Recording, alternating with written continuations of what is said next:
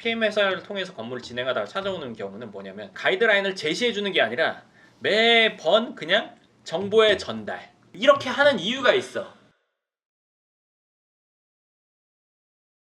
반갑습니다. 황소장입니다. 오늘도 질문으로 영상을 시작하겠습니다. 저번 영상에서 시공사 선정에 대해서 우리가 얘기를 해봤는데요. 잘 선택한 후에는 신경 안 써도 될까요? 그렇지 않아. 그거는 왜냐하면 우리가 예를 들어서 입시라고 치면 학원을 잘 선정하면 그냥 가기만 하면 좋은 학교를 가냐, 가기만 하면 성적이 오르냐, 이건 아니잖아. 내가 어떤 기준이 있고 이 분들을 잘 컨트롤할 수 있는 능력이 어느 정도는 있어야 돼.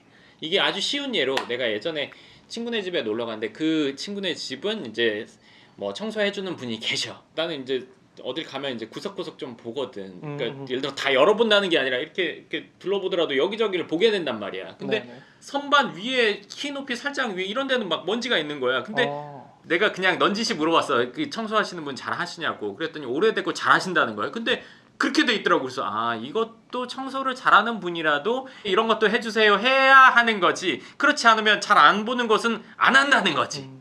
그러니까 시공사가 잘 선정되더라도 이런 부분 신경 써주세요. 이런 부분은 어떻게 해야 돼요? 이런 부분은 이렇게 했으면 좋겠어요. 라는 내가 뭐 요구가 있거나 가이드라인을 제시해줘야지 그거에 따라서 하는 거지. 내가 할 수 있는 부분이 이만큼이라고 해서 늘 이만큼 하는 것도 아니고 예를 들어서 요구하는 부분이 없으면 난 이만큼 할 수 있는 사람이지만 요만큼 할 때도 있고 의사소통이 잘 되고 이 사람이 어떤 동료를 한다고 치면 난 이만큼이지만 그 이상을 할 수 있단 말이야. 그렇기 때문에 좋은 시작일 뿐이지 이 일이 끝까지 잘 되는 거에서는 아직은 모르는 상황이라고 봐야 돼. 찾아보니까 부동산 PM이라는 회사가 있다고 하던데 이게 어떤 곳인가요? 그거는 PM이라는 게 프로젝트 매니지먼트인데 이 처음 시작부터 끝까지를 이분들이 도와주는 거야. 뭐 예를 들어 설계를 붙인다든지 시공사를 붙인다든지 아니면 뭐 대출을 한다든지 뭐 준공할 때까지의 내지는 이 준공하고 이 건물을 매각할 때까지의 전체 프로젝트를 케어해 주는 거, 도움을 주는 거가 이제 PM이라고 보면 돼. 반면에 또 CM이라는 곳이 있다고 또 들었습니다. 그거는 이제 CM은 컨스트럭션 매니지먼트, 그러니까 건물을 짓는 데 있어서 제일 중요한 거는 원가 절감을 하는 거. 내가 이런 것들을 뭐 예를 들어 건물을 처음 지어봐. 그러면 아무리 견적서를 보더라도 뭐가 얼마인지 따져보기 힘들단 말이야. 그러니까 이거를 잘하는 회사가 여기서 넣을 건 어떤 걸 넣어야 되고 빠질 건 얼마가 빠져야 되고 이런 것들을 따져서 원가 절감하는 게 이제 CM의 역할 중에 가장 큰 부분이라고 보면 될 것 같아. CM은 건축물에 대해서만 신경 쓰는 거고 PM은 이 건축물의 시작부터 끝까지 신경을 쓰는 거. 차이를 들었을 때 그럼 PM과 연부연이 비슷해 보이는데 다른가요? 그거는 달라. 그러니까 PM 회사는 부지가 선정된 상태에서 처음부터 끝까지를 그러니까 케어한다고 보면 우리는 부지 선정부터 케어를 해. 그거부터가 달라. 모든 일이 다 똑같지만 적극적인 형태의 일하는 방식과 소극적인 일하는 방식은 차이가 나는데 우리는 이 부지 선정부터 맨 끝까지 임대까지의 과정에서 아주 적극적인 역할을 해. 매우 적극적인 역할. 적극적이라고 말씀하신 게 어떤 건지 자세히 설명해 주시겠어요? 네. 책임을 지냐 안 지냐의 차이라고 보면 가장 좋다고 생각해. 납품을 했어. 그러면 납품한 걸로 끝나는 사람이 있을 거고 납품을 했어. 문제가 생기면 책임을 지는 사람이 있을 거 아니야. 내가 어떤 물건을 납품받는 입장에서는 전자보다는 후자가 더 좋을 거 아니야. 그러면 그쵸. 대부분의 경우에는 전자가 많아. 후자가 있다면 후자를 선택하고 싶어 하겠지. 이런 상황을 책임을 지려면 사실은 부지 선정부터가 잘 돼야 돼. 그러니까 선정된 부지를 가지고 좋은 결과를 내는 게 대부분 PM에서 하는 역할이고 우리는 부지 선정부터 해. 이거는 완전히 차원이 달라.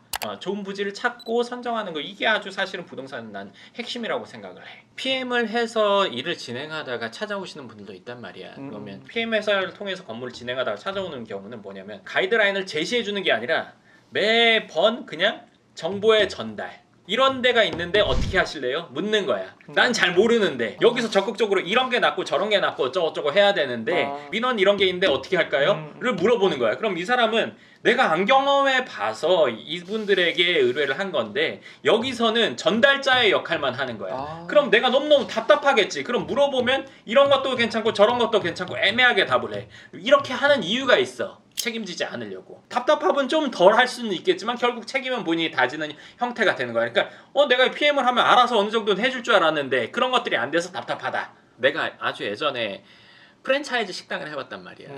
난 처음 해보는 거란 말이지, 식당을. 예. 그러니까 그쵸. 본사에서 뭔가 물심양면 도와줄 것 같아. 접객도 도와주고 뭐 내가 모르는 걸 물어보면 해줄 것 같았어. 전혀 없었어. 매달 말일에 매출 찍어보고 로열티만 가져가는 것만 신경 쓰더라고. 프랜차이즈를 왜 하는 건지 알 수가 없었어.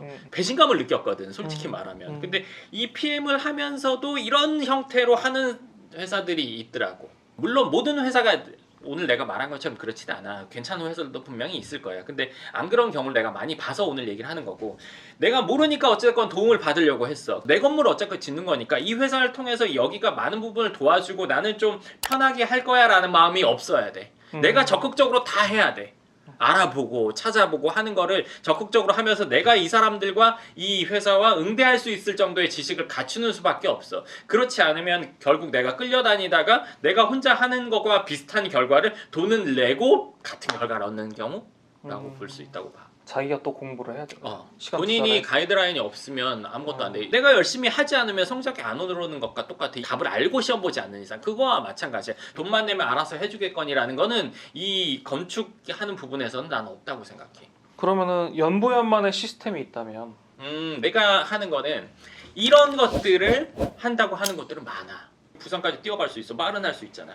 실제로 뛰어보면 대전도 못 가서 지칠 거란 말이지. 이 상황을 책임질 수 있는 사람이냐, 그리고 책임지고 지금도 하고 있느냐, 이게 중요하단 말이야. 내가 하는 건 이걸 책임지고 하는 게 난 가장 큰 노하우라고 생각해. 모든 민원 대응, 명도, 건설사와의 어떤 조율, 지어놓고 세입자를 잘 넣는 거, 이것까지를 책임진다는 거는 건물에 대한 확신이 없으면 할 수가 없어. 책임진다는 말은. 그리고 실제로 그렇게 책임을 지고 끝까지 하는 거는 확신, 그리고 그만한 실력이 없으면 할 수가 없어. 그러니까 말과 행동은 전혀 다른 거니까.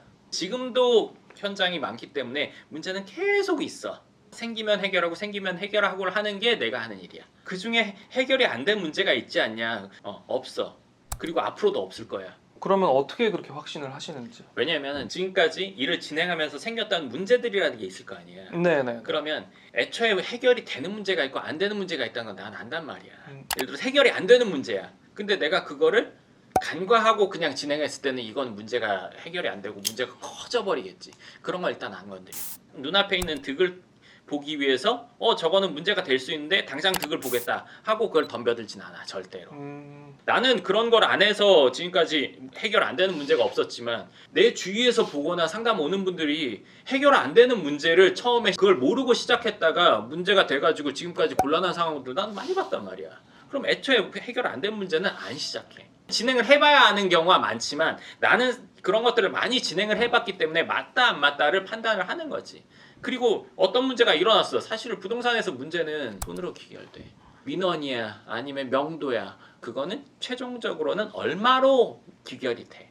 많은 금액으로 귀결시키냐, 제일 낮은 금액으로 하냐, 이거 여기서 실력이 나오겠지. 그럼 이거 뭐 금액으로 접근하는 게 아니라 그 사람의 상황이나 이런 것들을 가지고 얘기를 충분히 하고 나서 이 금액은 나중에 나오는 상황으로 가야 되는 거지. 네, 좋습니다. 오늘은 공사를 처음 시작하는 분들이 시공사 선정도 사실 어렵고 그러다 보니까 PM을 하기도 하고 그 PM 회사를 통해서 진행하면서도 어려움을 겪기도 한단 말이에요. 그러니까 그분들의 상황에 대해서 간단히 좀 얘기를 해드렸고요. 어떤 상황이 되던 간에 뭐 어떤 좋은 건설사를 만나든 좋은 PM 회사를 만나든 그거와 상관없이 내가 어느 정도의 실력 그리고 적극적인 자세가 있어야지 이 공사가 처음부터 순조롭게 시작이 돼서 최종적으로 내가 원하는 정도의 결과가 이루어지는 거지. 내가 모르는 상태에서 내지는 돈만 주면 모든 건 다 해결해 줄 거라고 생각을 하고 시작했다가는 생각지 못한 난관이나 어려움 그리고 내가 원치 않는 결과로 귀결될 수 있으니까 그 부분을 반드시 생각해 보시길 바라면서 오늘 영상 여기까지 마치도록 하겠습니다. 네, 그럼 다음 영상에서 뵙도록 하겠습니다. 감사합니다.